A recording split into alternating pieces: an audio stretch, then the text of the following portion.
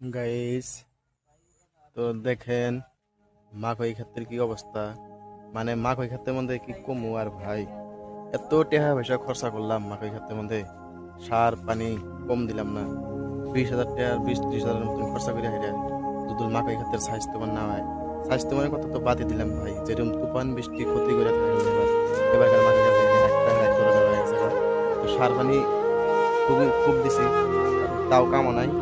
তো এবার মাথায় তো লস, সবকেই খাইলো। তো আমও খাওয়া খাওয়া বইলা মানে লস খামুই, এরকম দেখা যায় আর কি।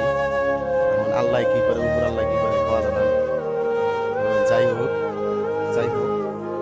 দেখেন মাকে খেতে দেখেন, এই দেখেন এত সার পানি দিছি। এখন এই মাকে খেতে কবে কলা ধরবো, কবে তুলবো, কবে বেশি 20-30 হাজার টাকা বইরা যাবো, খুব একটা চিন্তার বিষয়। দেখতেই পাচ্ছেন আমি দেখেন একটা কলা আর কি অবস্থা। এই দেখেন এই কেবল কলা আইতেছে, এরকম যদি সবাই কলা ধরে, এই কলা কবে বড় হবো, কবে বেচবো।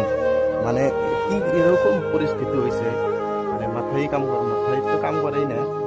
যদি খাই খিদা লাগে, কিন্তু পেটে খিদে থাকে, কিন্তু মনে টানে না। আরে ভাই টানবে কেমন করে?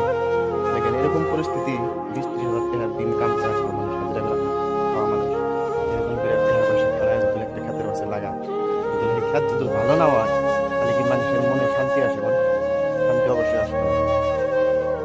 তো যাই হোক, দেখতে থাকেন খাতের পরিস্থিতি এরকম হয়ে গেছে।